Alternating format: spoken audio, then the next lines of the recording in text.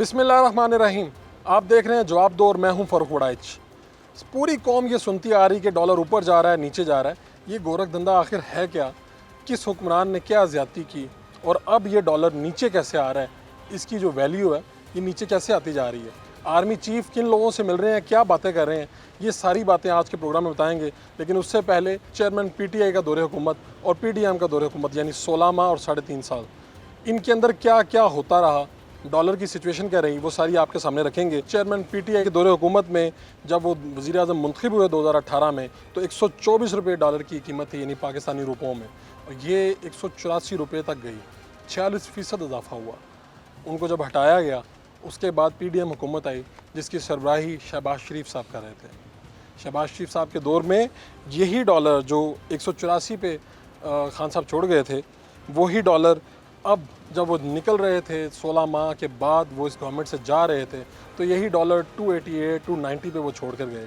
कितना इजाफा हुआ आपके सामने, फ़ैसला आपने करना है। लेकिन ये सारी मार्केट चलती कैसे है, क्या क्या, कौन लोग ज़िम्मेदार हैं, कौन लोग ब्लैक में ये बेचते हैं, आपके मुल्क का कितना नुकसान होता है। और अगर आप भी बचत करने की खातिर डॉलर ख़रीद रहे हैं तो बाज आ जाएं। मैं इस पूरे प्रोग्राम में आपको दिखाऊंगा कि होता क्या है।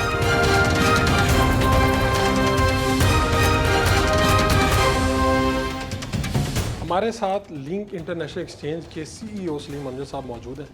इन्हीं से जानते हैं कि इस वक्त जो डॉलर ऊपर नीचे कलाबाजियाँ खा रहा है, इसकी क्या वजूहत हैं, आप कितने डॉलर ले सकते हैं, और डॉलर के बारे में वो मालूमात जो शायद आपने पहले कभी ना हासिल की हो।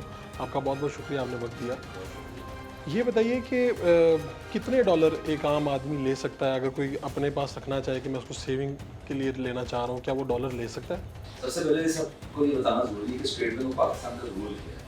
कोई भी पाकिस्तानी शहरी डेली का $5 ले सकता है अगर वो ट्रैवल कर, ठीक है, लेकिन उसकी बायोमेट्रिक मस्ट हो और वो पेमेंट करेगा अपने पर्सनल अकाउंट से वाया बैंक अकाउंट। लेकिन टोटल लिमिट चाहे वो ट्रैवल है, अगर उसने ट्रैवल नहीं किया तो वो $1 लाख ले सकता है डिपॉजिट पर्पज़ के लिए भी, या बाहर अपनी कोई एजुकेशन फ़ीस है, कोई बच्चे की फ़ीस है, वो भिजवा सकता है। ये सारे ट्रांजैक्शन जो होंगी बायोमेट्रिक के थ्रू होंगी। नादरा बायोमेट्रिक होगा हमारे ब्रांच के काउंटर पे आके, और पेमेंट जो PKR है ₹5 उसको अपने पर्सनल बैंक अकाउंट से ट्रांसफ़र करनी होंगी हमारे अकाउंट में, और डॉक्यूमेंट्री प्रूफ देना होगा। अगर ट्रैवल कर रहा है तो वीज़ा, टिकट, पासपोर्ट, और अगर डिपॉजिट करवा रहा है तो बैंक की डिपॉजिट देनी है। अच्छा ये बताइए कि एक आम शख्स, जिस तरह आजकल ये हुआ थोड़ा सा कि लोगों ने कहा कि यार डॉलर ले लो, ये महंगा हो रहा है पैसे बनाने के लिए, तो क्या अगर कोई शख्स आए सिर्फ वो कहे कि मुझे डॉलर चाहिए, तो क्या डॉलर नहीं मिलेगा? नहीं, हम उसे डॉलर नहीं देंगे। हमें पर्पस KYC की रिक्वायरमेंट स्टेट बैंक की ये है कि वो किस पर्पस के लिए दे रहा है। होल्डिंग पर्पस अलाउ ही नहीं। ये इलीगल है जी, ये इलीगल है। इलीगल मार्केट, ग्रे मार्केट जिसे कहते हैं, वो देती है। वो कहती है आपने अपने PKR पड़े हुए हैं, प्रॉपर्टी सेल की है, तो आप डॉलर में कन्वर्ट करके रख लें। हम उस पर्पस के लिए नहीं देते। हम यहाँ तो बैंक डिपॉजिट पर्पस के लिए देंगे जो लीगल है। उसकी रिक्वायरमेंट है, उसने वहाँ से कोई फीस पे करनी है, तो अपनी घर की एक्सपेंडिचर पे करना है, या वो अपना ट्रैवल कर रहा है, उम्रे के लिए जा रहा है, उसकी नीड है, ट्रैवल नीड है, उसके लिए वो हमसे ले सकते हैं। अच्छा, हमारे व्यूअर्स को ये भी बता दें कि खबर आती है जी ओपन मार्केट में डॉलर के ये रेट हो गया, इंटर बैंक ये हो गया, ये दोनों चीज़ें क्या हैं? इंटर बैंक कहते हैं, बैंक्स पाकिस्तान के अंदर जितने बैंक्स हैं वो इंपोर्ट एक्सपोर्ट की सेटलमेंट करते हैं। जितनी इंपोर्ट पाकिस्तान में आती है उसकी पेमेंट डॉलर में करनी है आपने, और जितनी एक्सपोर्ट पाकिस्तान में करता है उसकी पेमेंट डॉलर में आती है, उसकी सेटलमेंट होनी है। इंटर बैंक डील क्या है, आम पब्लिक को बताना ज़रूरी है कि इंटर बैंक इंपोर्ट रेट और एक्सपोर्ट रेट, इस सेटलमेंट को बैंक के अंदर इंटर बैंक रेट करते हैं। ओपन मार्केट क्या है? ओपन मार्केट, इंटर बैंक के अंदर एक जनरल पब्लिक जाके अपने ट्रैवल नीड के लिए, डिपॉजिट के लिए डॉलर नहीं खरीद सकता, उसको नहीं मिलेंगे। यानी इंटर बैंक का जो रेट है वो आम पब्लिक के लिए नहीं वो है, आम पब्लिक की बाइंग के लिए नहीं है। वो इंडिकेशन बताता है कि आज मार्केट का ट्रेंड क्या है। ओपन मार्केट ये है कि आम पब्लिक है, वो काउंटर पे आती है, वो कहती है मुझे उम्रे पे जाना है, मुझे दुबई जाना है, मुझे कैश करेंसी चाहिए, तो ओपन मार्केट को रेट में मिलेगा। इसके अंदर थोड़ा सा डिफरेंस होता है, कभी कभी ये गैप बढ़ जाता है, जैसे पिछले दिनों आपने देखा गैप बढ़ गया था, ग्रे मार्केट ज़्यादा होगी। जब ग्रे मार्केट ज़्यादा होती है तो ओपन मार्केट और इंटर बैंक का भी डिफरेंस ज़्यादा बढ़ना शुरू होता है, शॉर्टेज आ जाती है। आपने देखा होगा पिछले कुछ महीनों में ग्रे मार्केट के बढ़ने से इंटरनेशनल रेमिटेंस पाकिस्तान की गिर गई, ड्रॉप हो गई। क्यों हुई?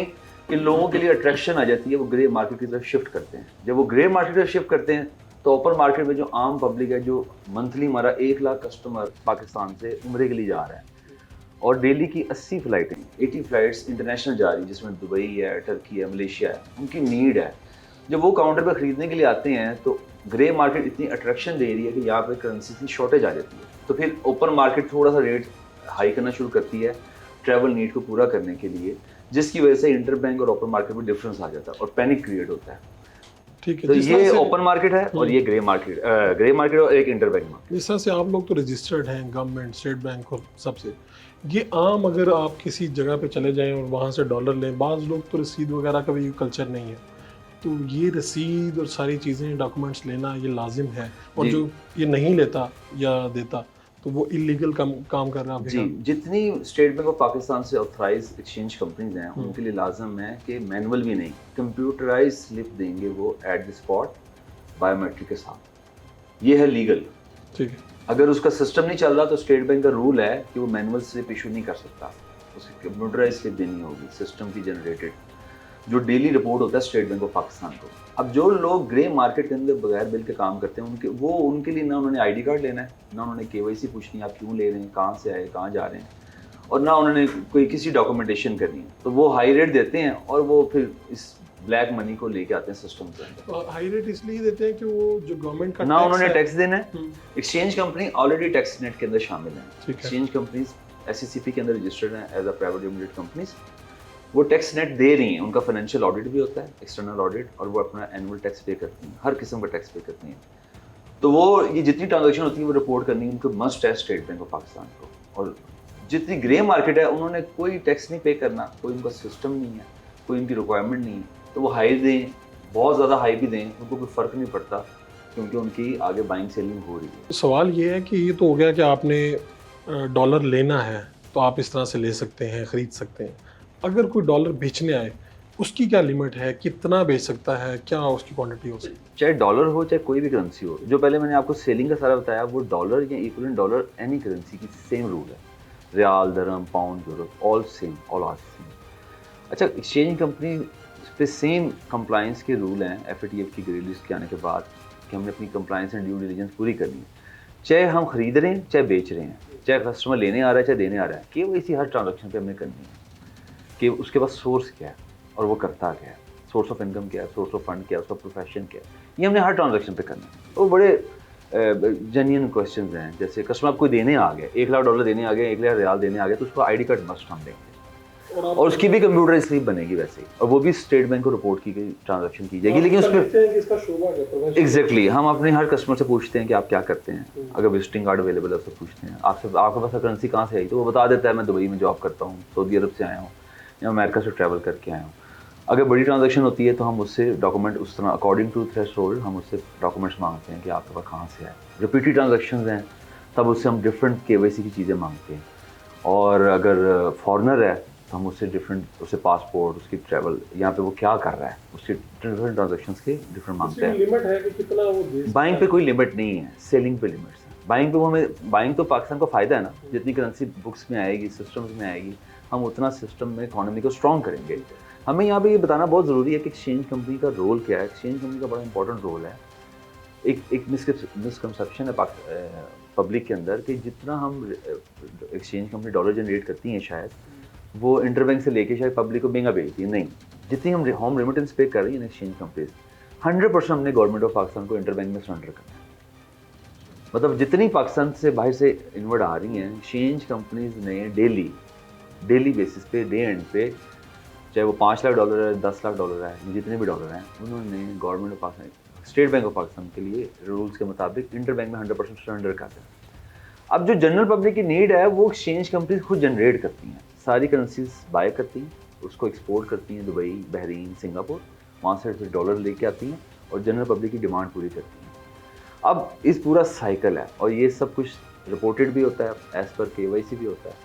तो जो आपका क्वेश्चन था, बाइंग के ऊपर भी सेम रूल हैं, लेकिन लिमिट नहीं है बाइंग पे। आईडी कार्ड मस्ट है, कंप्यूटर स्लिप मस्ट है, काउंटर पे आएगा, कैमरे के सामने साइन करेगा और वो रिक्वायरमेंट पूरी करेगा, उससे हम बाय कर लेंगे। ठीक है, पिछले एक माह में अगर हम जाएं तो डॉलर बहुत ऊपर गया और रुपया बहुत नीचे आया, लेकिन पिछले एक हफ्ते के अंदर डॉलर की कीमत जो है वो नीचे आ रही है। इसकी क्या वजह है, यानी उसके बढ़ने की वजह और फिर अब नीचे आने की वजह? इंटरबैंक के ऊपर जाने की वजह कुछ सेंटिमेंट्स हैं। एक है पाकिस्तान का import deficit, trade deficit. Import ज़्यादा है पाकिस्तान के अंदर, एक्सपोर्ट कम है, तो जिसकी वजह से आपने देखा होगा 1 महीना पहले स्टेट बैंक ने IMF के कहने पे सारी इंपोर्ट्स ओपन कर दी, टीवी पर सारा आ रहा था।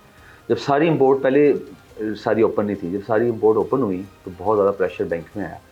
जब बैंक में प्रेशर आएगा इंपोर्ट का और एक्सपोर्ट पाकिस्तान की कम है तो इंटरबैंक रेट ऊपर जाएगा। एक वजह तो ये हो गई। दूसरी हमारी जो पेमेंट्स हैं, जब हम पाकिस्तान लोन पे बैक करना होता है उसकी पेमेंट्स आ जाती हैं, उसका प्रेशर आता है। तीसरी, रेमिटेंस अगर ड्रॉप हो, इंटरनेशनल रेमिटेंस ड्रॉप हो तो उसका भी प्रेशर आएगा इंटरबैंक के ऊपर, सप्लाई कम हो जाएगी तो इंटरबैंक इसलिए ऊपर जाना शुरू हुआ।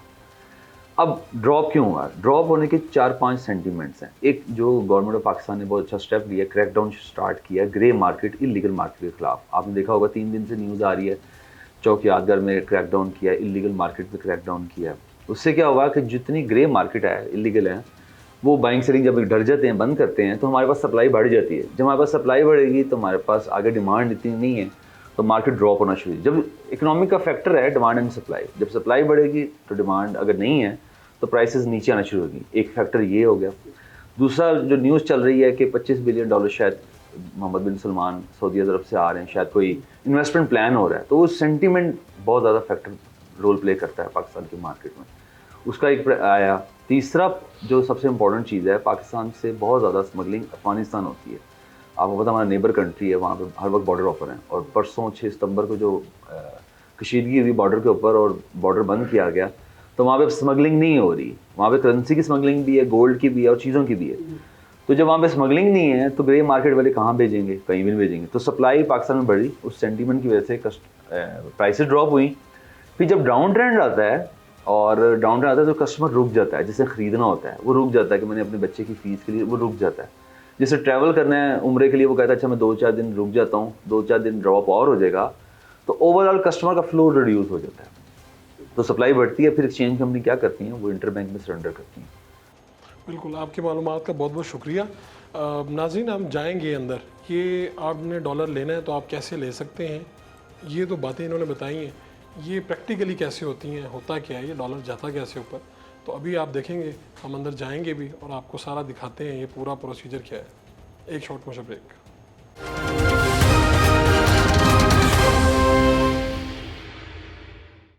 मैंने आपसे कहा था कि हम आपको पूरा दिखाएंगे, पूरा सिलसिला क्या है, कहाँ से लोग आपको डॉलर किस तरह से भेजा जाता है, किस तरह से दिया जाता है, तो उसको बताएं हमें कहाँ से हम शुरू करें, क्या है।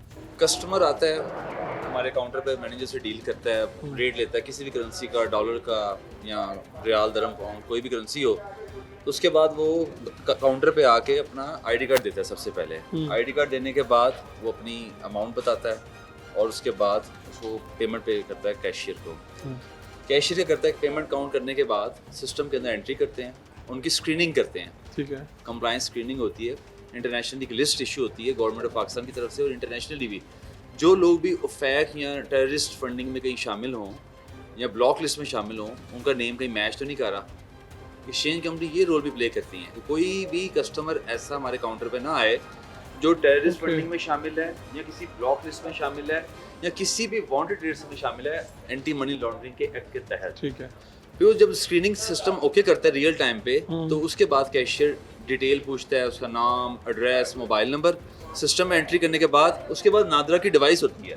नादरा डिवाइस तो है, नादरा की डिवाइस में उसका अंगूठा लगाया जाता है और उस कस्टमर की बायोमेट्रिक करने के बाद उसके बाद सिस्टम में एंट्री लगाई जाती है, एक कंप्यूटराइज स्लिप निकलती है, एक वाउचर दें और उसके बाद साइन, कस्टमर के साइन लिए जाते हैं। साइन लेने के बाद उसके बाद ये इस तरह की कंप्यूटर स्लिप निकलती है। ठीक है, उसके बाद कस्टमर का आईडी कार्ड, उसके बाद साइन, सारी डिटेल मेंशन होती है और उसके बाद उसे करेंसी दी जाती है और एक स्लिप की कॉपी कस्टमर को दी जाती है उसके रिकॉर्ड के लिए। एक आपके पास है? एक हमारे पास, हमारे ऑडिट पर्पस के लिए, स्टेट बैंक पर्पस के लिए, कस्टमर के लिए, ताकि उसको कभी जरूरत पड़े कहीं पे डिक्लेयर करना हो और उसके रिकॉर्ड के लिए। ये हमारी ट्रांजेक्शन का प्रोसेस है, सिंपल प्रोसेस है।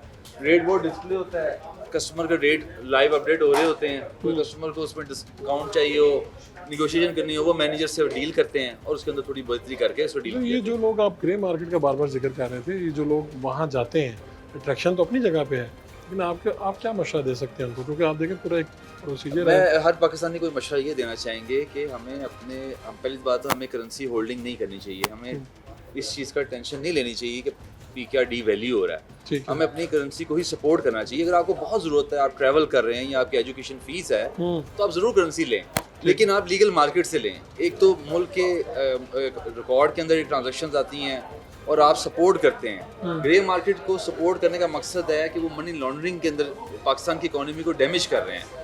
उससे पाकिस्तान को बहुत ज़्यादा इंटरबैंक के अंदर भी, ओपन मार्केट के अंदर भी प्रेशर आता है और इससे मुल्क का नुकसान होता है। और ये नुकसान बाद में खुद आपको कहीं ना कहीं भुगतना है। ये नुकसान हर हाल में हर पाकिस्तानी को भुगतना है। अगर मनी लॉन्ड्रिंग नहीं होगी, सारा काम सिस्टम में होगा, सिस्टम में इन्फ्लोज आएंगे, तो मनी लॉन्ड्रिंग जब हुंडी वाला चलता क्यों है? बाहर से पैसे जो लोग भेजते हैं, अगर हुंडी वाले से भेजते हैं तो हमारे सिस्टम में रिजर्व में नहीं आते। इसी तरह करेंसी देते हैं ब्लैक मार्केट में जाके, वो हमारे रिजर्व में नहीं आते। जब रिजर्व में नहीं आएगा, प्रेशर इंटरबैंक में आएगा। इंटरबैंक जब ऊपर जाएगा तो इंपोर्ट महंगी होगी, ऑयल महंगा होगा, ऑयल महंगा होगा तो बिजली महंगी होगी, बिजली महंगी होगी, सारी चीज़ें महंगी होगी। तो सारा कनेक्टेड इंटरबैंक डॉलर रेट के साथ ही है। तो डॉलर का रेट जितना ऊपर जाएगा, हर आम शहरी को उसको भुगतना पड़ेगा, भुगतना बड़ा नुकसान होगा। इसी वाक़ा से मैंने आपसे बात करनी है, मैं इनको साथ ही शामिल रखूँगा। मेरे पास तशरीफ लाएँ। ये आपके पास तो पूरी खबर होती है, आप सीनियर भी हैं, ये चल क्या रहा है? यानी आर्मी चीफ का हुक्म भी आ गया, लेकिन ये रोकी कैसे जा रही है? जो कह रहे थे गैर कानूनी स्मगलिंग अफगानिस्तान जा रहा है, ये हो रहा है, इसके ज़रा हक़ाइक़ बताएं थोड़ा सा आगे तशरीफ़। देखिए, बात यह है कि वड़ाई साहब, इस वक्त जो हमारा बॉर्डर है, एक ईरान और एक अफगानिस्तान, ठीक है, जहाँ सबसे ज़्यादा डॉलर की स्मगलिंग हो रही थी जी, और हो रही है। ठीक है। ये जो आपको नज़र आ रहा है कि 2 रोज़ के अंदर डॉलर 16-17 रुपए नीचे आ गया है, उसकी 2 वजूहात हैं। एक तो ग्रे मार्केट, ये जो छोटे इलीगल मनी एक्सचेंज के जिन्होंने खुड्डे और दुकानें खोली हुई थी, उन पे FIA ने क्रैकडाउन शुरू कर दिया और वो भाग गए। दूसरे नंबर पे किसी हद तक बॉर्डर सिक्योर हो गए। वहाँ एक इंसिडेंट हुआ और उसके बाद वहाँ मुसल्लह अफवाज आ गई और custom intelligence, custom anti smuggling और दूसरे IB के इदारे वहाँ डिप्यूट हो गए। उन्होंने वहाँ पे डॉलर स्मगलिंग जो है, और हर किस्म की स्मगलिंग, जब हर किस्म की स्मगलिंग रुकेगी तो डॉलर की स्मगलिंग भी उसमें रुक जाएगी। उसका इम्पैक्ट मार्केट पे आया और डॉलर लोग बेचने के लिए जहां हम खड़े हैं, इस तरह की वो दफातर मनी एक्सचेंज कंपनियां जो बाकायदा स्टेट बैंक ऑफ पाकिस्तान से रजिस्टर्ड हैं, उनके पास है। जब उनके पास लोग आएंगे तो यहाँ डॉलर का रेट वही होगा जो असल रेट होगा, जो होना चाहिए। रेट क्या है वैसे डॉलर का? आज रेट तकरीबन ओपन मार्केट का 304 और 5 रुपए के बीच में तो सेलिंग आपको क्या है। उम्मीद डेली लगती है? ट्रेंड नीचे की तरफ है, नीचे जा रहा है डेली ट्रेंड हमें लग रहा है जैसे 2 दिन के अंदर 300 से नीचे आ जाएगा। और बुलंद सतह पे कहाँ तक गया था? 338 तक ओपन मार्केट चली गई थी और ब्लैक मार्केट 345 से भी ऊपर थी। ब्लैक मार्केट कोई एक फिक्स रेट नहीं है, हम अंदाजा ही लगा सकते हैं, लेकिन अब 300 से नीचे आने का एक्सपेक्टेड बहुत चांसेस हैं, आ जाएगा। अगर इसी तरह ये जो इस वक्त इकदाम किए जा रहे हैं, चीज़ें की जा रही हैं, इससे आपको लगता है कि 300 से नीचे आएगा? बिल्कुल आएगा। अगर ये इसी तरह सख्ती रही तो उम्मीद है कि एक हफ्ते के अंदर 295 और 290 तक आ जाएगा और स्लो 250 तक आ जाएगा, अगर इसी तरह सख्ती रही तो। अच्छा, और अगर क्योंकि जब सख्ती होगी, डॉलर का ट्रेंड नीचे आएगा तो हर पब्लिक जिसने डॉलर स्टोर किया हुआ ना, वो बेचने के लिए आ जाती है। वो बेचने आती है, सप्लाई बढ़ जाती है, बाहर से जितने एक्सपोर्टर के फंड्स होल्ड हैं वो आ जाना शुरू हो जाते हैं, रेमिटेंस बढ़ना शुरू हो जाती है।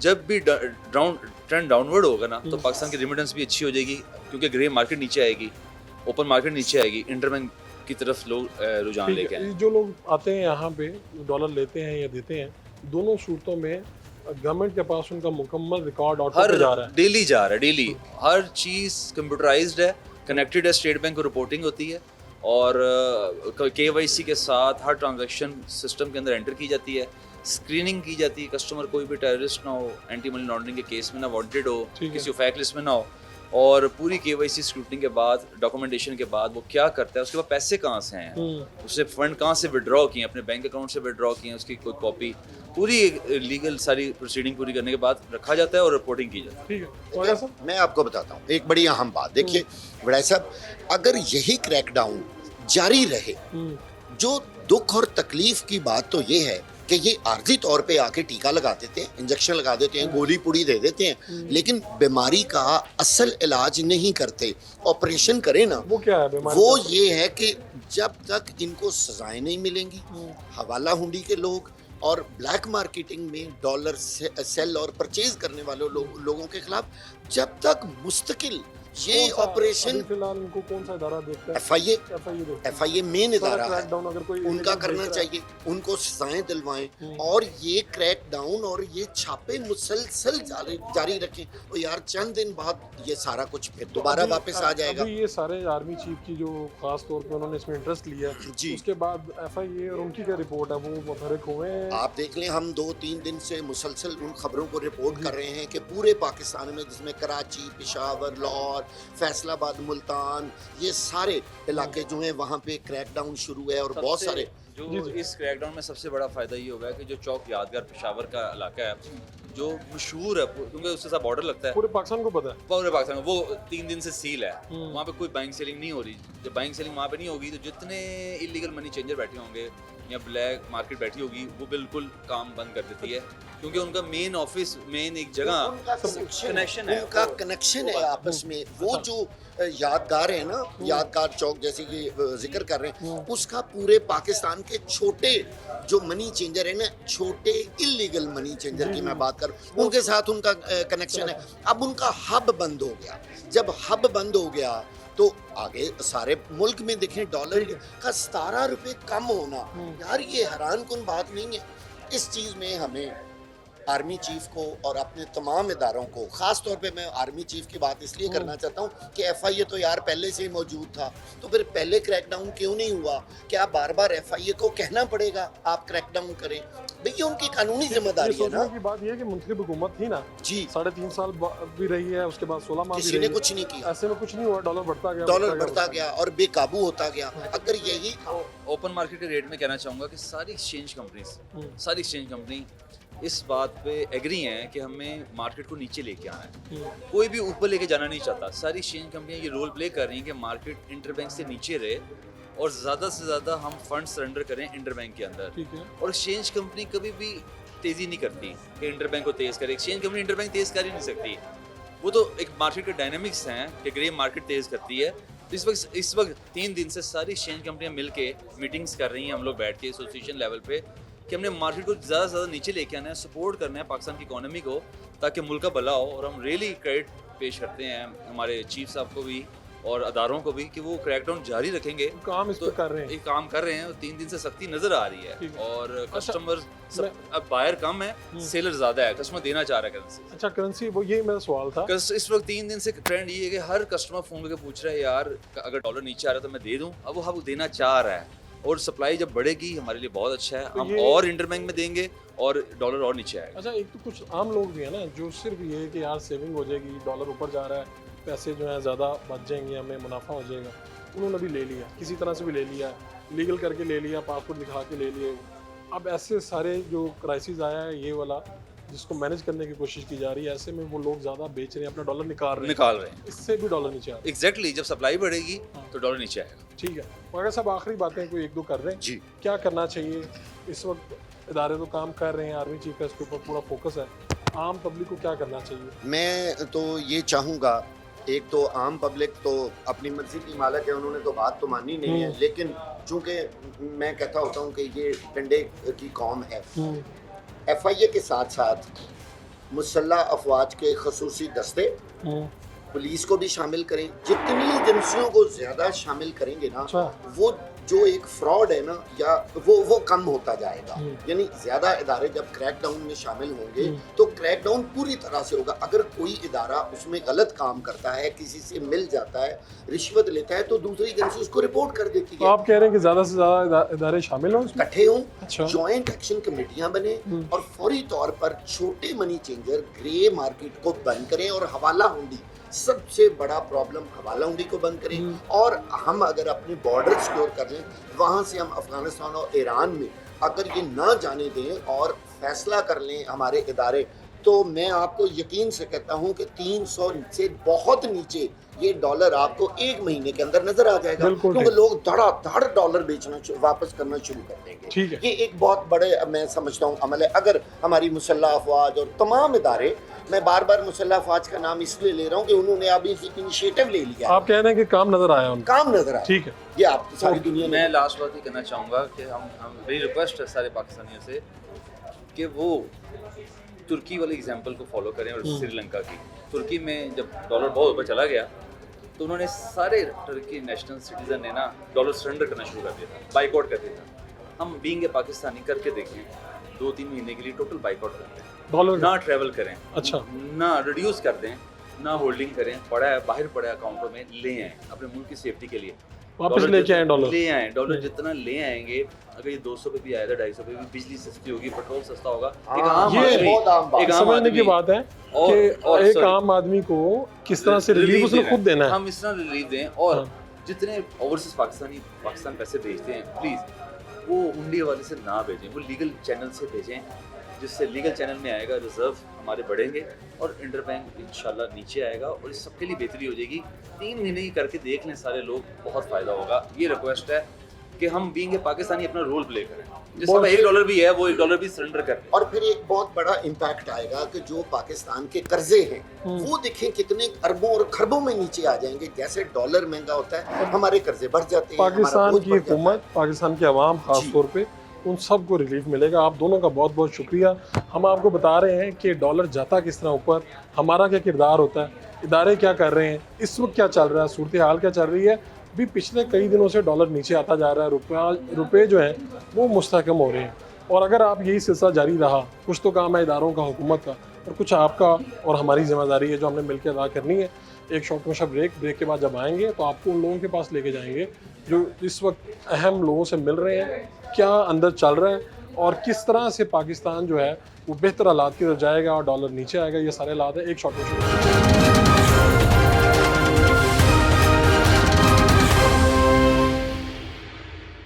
वेलकम बैक जी। हमारे साथ सदर लाहौर चैम्बर ऑफ कॉमर्स मौजूद हैं, काशिफ अनवर साहब। काशिफ साहब से पूछेंगे कि जो इस वक्त हालात चल रहे हैं, इनकी मुलाकात हुई आर्मी चीफ से, और इसके अलावा आगे क्या उम्मीदें हैं, क्या तवक्कुआत हैं। जनाब बहुत शुक्रिया आपका, आपने वक्त दिया। क्या आप लोग गए, बातें तो बहुत सी हो गई हैं, आर्मी चीफ से मुलाकात भी हुई और उन्होंने तजावीज़ भी सबकी ली। आप क्या देख रहे हैं इस मुलाकात का आगे आउटकम, आपको क्या नज़र आ रहा है? देखें, मैं ये समझता हूँ कि जो आफ्टर इफ़ेक्ट्स थे मीटिंग के वो आने शुरू हो गए हैं।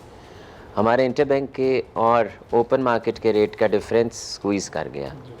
हमारी चीनी मिलनी शुरू हो गई और चीनी की प्राइस कम हो गई। सोने की कीमत कोई 24 से 25 हज़ार रुपया तोला कम हो गया। तो ये पॉजिटिव आफ्टर इफ़ेक्ट्स आने शुरू हो गया और मैं उम्मीद रखता हूँ कि इसी तरह के अगर आफ्टर इफ़ेक्ट्स आते रहे। और मेरी ज़ाती राय में devaluation is the mother of all the problems. अगर हम इसको कंट्रोल कर गए ना तो आपका इंटरेस्ट रेट भी नीचे आ जाएगा, आपका इन्फ्लेशन भी नीचे आ जाएगा, आपकी जो गरीब आवाम का जो वावेला है, और बल्कि अब तो गरीब से भी निकल के हर वॉक ऑफ लाइफ से लोगों का अब इशू हो गया है महंगाई, ये इंशाल्लाह कम हो जाएगा। क्या आप कितने लोग मिले और ये कितनी देर की नशिस्त रही आप लोगों की? हम जी जो लाहौर में मिले हम तकरीबन 60-70 लोग थे और हमारी ये नशिस्त तकरीबन 3.5 घंटे रही। 3.5 घंटे में ज़्यादा मौका आप लोगों को ही मिला बोलने का? सबको मिला। जिसने बात करनी चाहिए, जितनी बात करनी चाहिए, उसने उतनी बात की। मैं आपका कहीं देख रहा था कि आपने कहा कि हमें इलेक्शन नहीं चाहिए, ये बात आपने उनके सामने भी कही। तो क्या आप किस तरह से देखते हैं, यानी इलेक्शन ना हो, इस वक्त निगरान हुकूमत काम कर रही हो, तो इस्तेहकाम कैसे आ सकता है, इस मुल्क को कैसे डील किया जा सकता है? देखें, हम ये सुन रहे हैं नमाज मत पढ़ो, नमाज मत पढ़ो, नमाज मत पढ़ो, जब तुम नशे की हालत में हो। मैंने ये नहीं कहा कि मैं इलेक्शंस के ख़िलाफ़ हूँ या मैं इलेक्शंस नहीं चाहता। मैंने ये कहा है, क्योंकि ख़ुद भी आप इलेक्शन के ज़रिए जी मैंने क्या कहा है कि चीफ साहब, हमें इलेक्शंस नहीं चाहिए तब तक जब तक तमाम पॉलिटिकल पार्टीज़ एक पेज पे बैठ के चार्टर ऑफ इकोनॉमी साइन नहीं कर लेती और अगले 20 से 25 साल का लाहे अमल नहीं बना लेती। मैंने शायद 10 से 15 साल का 10 से 15 साल का लाहे अमल नहीं बना लेती। अब मुझे ये बताइए कि आप भी इस मुल्क के शहरी हैं, मैं भी इस मुल्क का शहरी हूँ। अगर आपकी डेमोक्रेटिक गवर्नमेंट आ जाती है इलेक्शंस के बाद, और ये प्रॉब्लम्स यहीं खड़े रहते हैं कि जौन सी भी गवर्नमेंट आएगी उसको काम नहीं करने दिया जाएगा, और जितने ये हमारे इश्यूज़ हैं, इन्फ्लेशन है, डिवेल्यूएशन है, इंटरेस्ट रेट है, टैक्सेस के रेट हैं, विद होल्डिंग्स हैं, ये रिजॉल्व नहीं होंगे। Are you happy with it? ठीक है, मैं तो नहीं हूँ। आपका नुक्ता नज़र ये है कि पहले ये हालात ठीक हों, उसके बाद इलेक्शन? देखिए, आप आज करा लें, तमाम पॉलिटिकल पार्टीज को आज बैठा के चार्टर ऑफ इकोनॉमी साइन कर लें, कल आप इलेक्शंस करा लें। क्या हो सकता है चार्टर ऑफ इकोनॉमी में, क्या होगा? हमने मुल्क को कैसे लेके जाना है? हमने टैक्स बेस को बढ़ाना है कि नहीं बढ़ाना? हमने इंडस्ट्रियलाइजेशन की तरफ जाना है कि नहीं जाना? हमने इंपोर्ट सब्स्टिट्यूशन करनी है कि नहीं करनी? हमने अब तमाम लोगों को टैक्स नेट में ला के लाना है, या हमने जिस तरह से सिस्टम चल रहा है वैसे ही चलता रहेगा? हमने अल्टरनेट मींस ऑफ एनर्जी की तरफ जाना है या नहीं जाना? क्या हम इसी पे राजी हैं कि हर 2 साल के बाद आपके मुल्क के अंदर सैलाब आए, बिलियन डॉलर्स का पानी ज़ाया हो जाए, हम वाटर रिजर्वॉयर्स भी ना बनाएं, हम वाटर स्केर्स कंट्री हो जाएं, हमारी जितनी फसलें लगी हैं वो बह के चली जाएं, हमारे जितने मवेशी हैं वो भी सैलाब के साथ चले जाएं, कीमती जानों का ज़या हो जाए? Are you happy with it? मैं तो नहीं हूँ। मैं तो नहीं हूँ। मैं ये चाहता हूँ, या मेरी ये ख्वाहिश है कि हमें इस बात का फैसला करना होगा जब तमाम हम कालाबाग डैम क्यों नहीं बनाते? सियासी वजहों से ना। क्या कालाबाग डैम पाकिस्तान के अंदर बनना है या पाकिस्तान के बाहर बनना है? भाई, it is the need of the hour. आपका एनर्जी का रेट 15 रुपए से 60 रुपए पर चला गया। Are you happy with it? मैं तो नहीं हूँ। IPPs के जो आपके फैसले हुए उस वक्त that was the need of the hour. आज बदल तो सकते हैं ना। मैं पिछली किसी गवर्नमेंट पे तनकीद नहीं कर रहा, लेकिन मैं ये कह रहा हूँ कि आज अगर आपको नज़र आ रहा है कि सोलर पे हमें जाना चाहिए, हमें अल्टरनेट मींस ऑफ एनर्जी पे जाना चाहिए, हमें हाइडल पे जाना चाहिए, आपका एनर्जी मिक्स बेहतर होगा, तो मैं क्या गलत बात कर रहा हूँ? ये आर्मी चीफ से आपने ये दर्दमंदाना अपील की है, इससे पहले आपने हुकूमतों से भी ये अपील की? मैं आपको ये बताऊँ कि मैंने आर्मी चीफ साहब से जो 2-3 मोटी मोटी बातें की, उसमें मैंने ग्रे इकोनॉमी की भी बात की, क्योंकि आर्मी चीफ ने खुद कहा कि हमारी जो ग्रे इकोनॉमी है वो 2 to 3 टाइम्स ज़्यादा है डॉक्यूमेंटेड इकोनॉमी के। तो मैंने कहा सर, उस अनडॉक्यूमेंटेड सेक्टर को डॉक्यूमेंटेड का हिस्सा बनाएं ताकि वो भी कंट्रीब्यूट करे इकोनॉमी में। मैंने बिजली के बिलों की बात की कि उस पर इनकम टैक्स और सेल्स टैक्स के रेट्स को कम करवा दें, और जो टैक्सेस हैं उसको आगे सर्दियों में ले जाएं ताकि आवाम पे इमीडिएट रिलीफ आ जाए, क्योंकि हम इमीडिएट रिलीफ चाहती है आवाम। मैंने ये बात की कि सर हमें मैंने ये नहीं कहा कि इलेक्शंस नहीं चाहिए, मैंने कहा सर इस वक्त इलेक्शंस ऐसे नहीं चाहिए बगैर चार्टर ऑफ इकोनॉमी के। आप बैठाएं सबको, क्योंकि आर्मी चीफ ही बैठा सकते हैं। आपको लगता है कि ये वाले आर्मी चीफ इस वक्त तमाम सियासी जमातों को एक टेबल पर बैठा के चार्टर ऑफ इकोनॉमी करवा सकते हैं? देखें, करा सकते हैं या नहीं करा सकते वो तो अल्लाह जानता है, लेकिन मेरी ख्वाहिश है कि ये करा लें, और मुझे बड़ी उम्मीद है कि ये करा भी लेंगे। और जितना उनके दिल में दर्द है और जितना वो इकोनॉमी को हमसे बेहतर जानते हैं। आर्मी चीफ को इकोनॉमी की समझ बूझ आप लोगों से बेहतर है? हमसे बेहतर है। उन्हें उन तमाम इश्यूज़ की समझ है जो होनी चाहिए। देखें, हमारा लीडर जो भी खलीफा है, अगर आपका जो हेड ऑफ द स्टेट है, हमारे president, prime minister, chief of the army staff, governors, chief ministers, इनको उन तमाम इश्यूज़ का पता होना चाहिए। जो आपके इकोनॉमिक इश्यूज़ हैं वो इन्हें पता होना चाहिए। और ये मेरे chief of the army staff को ये पता है कि अगर मुझे बॉर्डर्स को महफूज करना है तो जंग इस वक्त बॉर्डर पे नहीं लड़ी जानी, जंग इकोनॉमिक फ्रंट पे लड़ी जानी है, और वो मजबूत होना बहुत ज़रूरी है। आपके पास यहाँ पर 30-32 हज़ार लोग आपके मेंबर्स बनते हैं। ये लोग आपके पास रोज़ आते होंगे क्योंकि कारोबार के मसाइल हैं, बिजली का बिल आ रहे हैं, चीज़ें। ये लोग आपको आके क्या कहते हैं कि किसी निगरान वज़ीर-ए-आज़म से बात की जाए या आर्मी चीफ पे एतमाद है इन लोगों को? इनको क्या लगता है कि कौन मसला इनका हल कर सकता है एग्जैक्टली? देखें, ये बात मेरी डोमेन से बाहर है। मेरा मसला है या मेरी रिस्पॉन्सिबिलिटी है, मैं अपने मेंबर को इशू को सुनूं और उसे रिजॉल्व करवाऊं।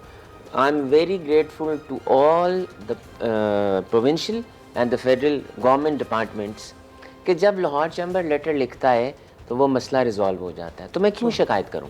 अच्छा, यानी आप लोगों को मसाइल नहीं है इस वक्त? फिर मैंने ये नहीं कहा कि मसाइल नहीं है, हल हो जाता है। जो शख्स मेरे पास मसला लेकर आता है, अगर मैं उसका लेटर लिखता हूँ तो मेरा वो मसला हल हो जाता है। इसका ये मतलब नहीं है कि मुझे मसाइल नहीं है। ठीक है। इस वक्त सबसे ज़्यादा मसाइल हमें ही हैं। फिर वही बात, इन्फ्लेशन, डिवेल्यूएशन, आपका 200 to 300% डिवेल्यू हो गया, आपका 35 से 40% इन्फ्लेशन का रेट है, आपका 22% सेल्स टैक्स का रेट है। अब हम अगर ये कहें कि हमें ये इश्यूज़ नहीं है, अभी आपका 22% काइबोर का रेट है, जो कि शायद 2 से 3% और बढ़ने को जा रहा है। हमारी एलसीज नहीं खुल रही, हमारी मशीनरी बंद हो रही है, हमारी फैक्ट्रियां बंद हो रही हैं, हम ले ऑफ्स कर रहे हैं, हम मुलाजमीन को घर भेज रहे हैं, हम बिजली का बिल नहीं दे सकते। मेरा तो ये ख्याल है कि जितने मसाइल हमें हैं उससे ज़्यादा मसाइल तो किसी को है नहीं। लेकिन अगर आप एज अ मेंबर मेरे पास अपने इशू के लिए आए, आज फॉर एग्जांपल अगर आप मुझे आकर ये कहें कि मुझे बैंक से 6% पे इंटरेस्ट रेट पे लोन ले दो, तो मैं क्या लेके दे सकता हूँ। अगर आप मुझे ये कहें कि मुझे $2 लाख की एलसी खुलवा दो, मैं क्या खुलवा सकता हूँ। मैंने अपनी डोमेन में रहना है, जो मेरी डोमेन में रहते हुए, जैसा कि एनवायरनमेंट की लास्ट टाइम पॉलिसी बनी, तो मैंने जो हमारे मिनिस्टर साहब हैं, जो हमारे सेक्रेटरी साहब हैं, मैंने उन्हें लेटर लिखा कि आपकी मेहरबानी आप स्टेक होल्डर्स के साथ बैठ के एक दफ़ा उनको सुन लीजिए। We are very grateful to them. उन्होंने 3 से 4 मीटिंग्स की और जो वो चाहते थे उस तरह से वो करवा दिया।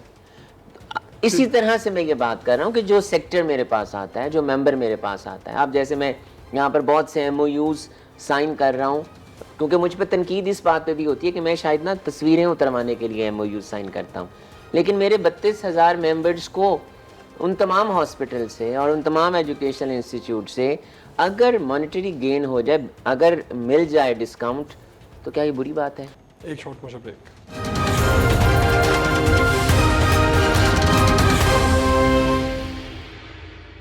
वेलकम बैक जी।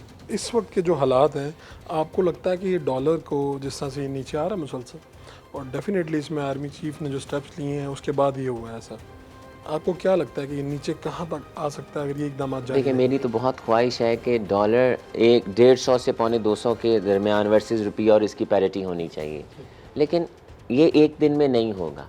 अब अगर chief of the army staff ये कहते हैं कि $100 बिलियन की इंशाल्लाह आपके मुल्क के अंदर इन्वेस्टमेंट आ रही है, तो रातों रात तो आएगी नहीं। अब बात ये है, फिर वही कंसर्न्स कि आपका लोकल इन्वेस्टर तो इस मुल्क में इन्वेस्टमेंट करना नहीं चाहता। आपके हमारे रॉ मटेरियल्स पोर्ट पे पड़े हैं, हमारे बहुत से ऐसे इंपोर्टर्स और हमारे बहुत से ऐसे ट्रेडर्स हैं जिन्होंने अपनी कंसाइनमेंट्स इसलिए छोड़ दी हैं कि उसकी एक्चुअल वैल्यू से ज़्यादा उस पर डैमेज, डिटेंशन और पोर्ट चार्जेस पड़ गए हैं।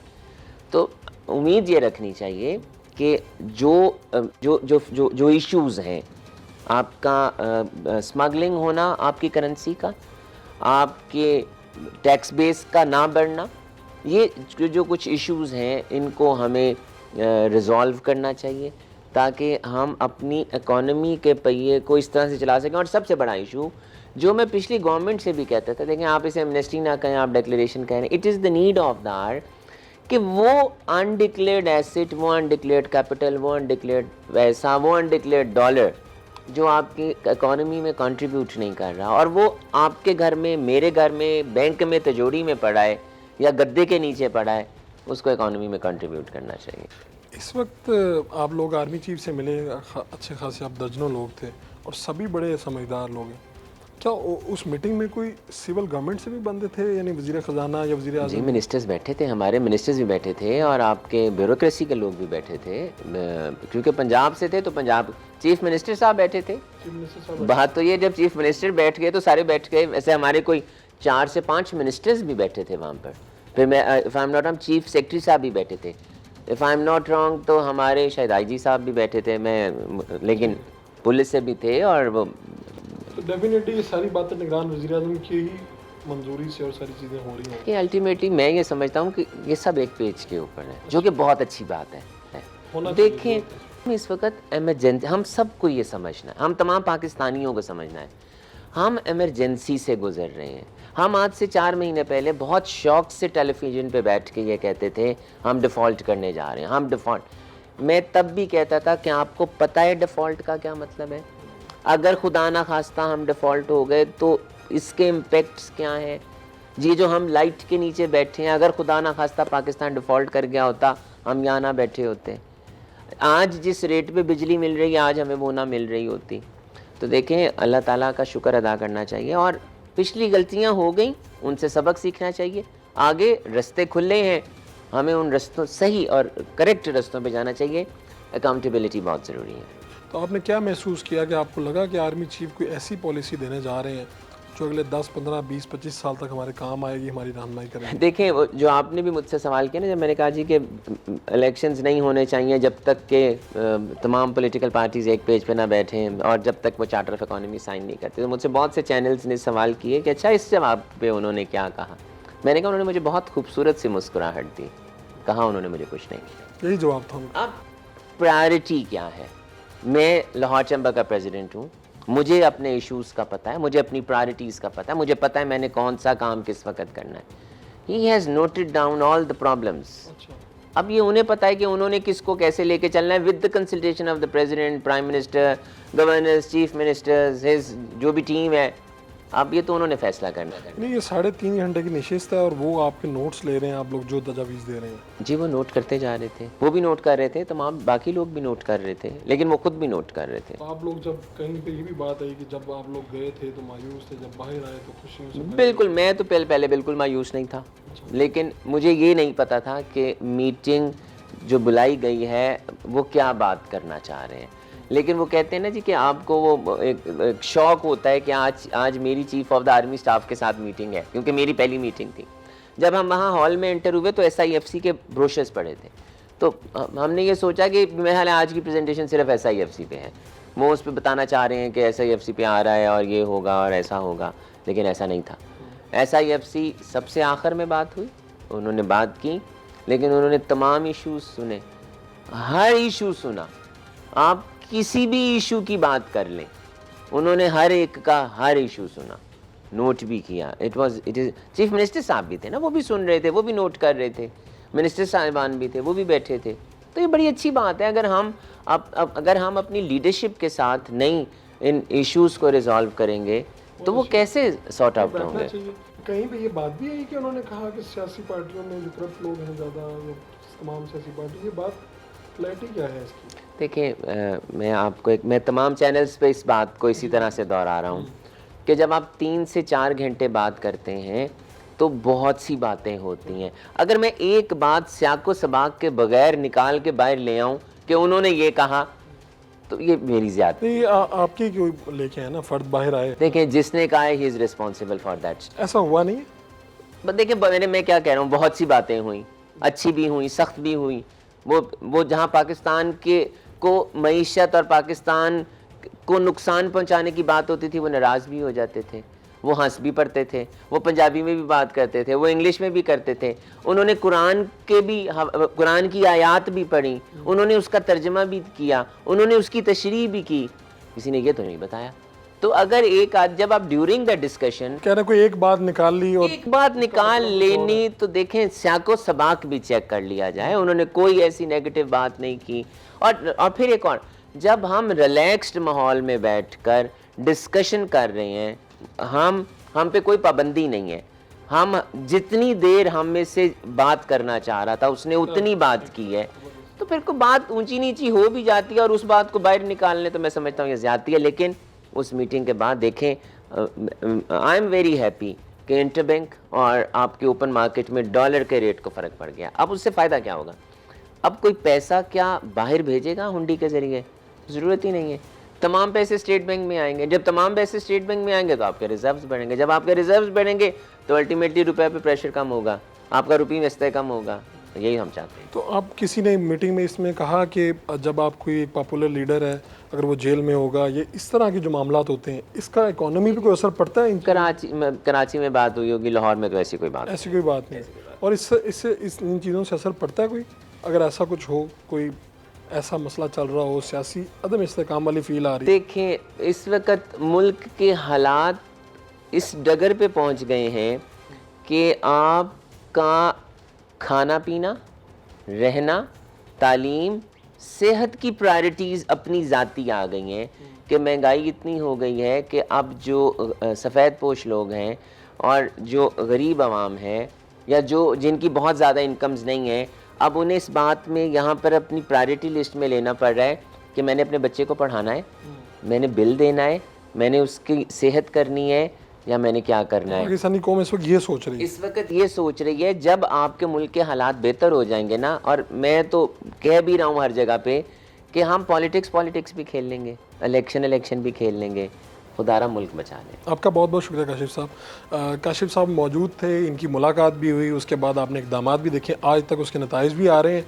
आगे आने वाला वक्त बताएगा कि इकॉनमी की सूरत हाल, उम्मीद तो अभी यही रखी जा रही है कि बेहतर होगी, डॉलर भी नीचे आएगा, जो ज़ख़ीरा अंदोज़ हैं वो भी पकड़े जाएंगे, बिजली चोरी भी पकड़े जाएंगे। अल्लाह करे कि ऐसा बिल्कुल स्मूथ हो, पाकिस्तान आगे बढ़े और इन मसाइल से निकले। अपने मेज़बान फ़ारूक वड़ाइच को इजाज़त दीजिए। अल्लाह निगहबान।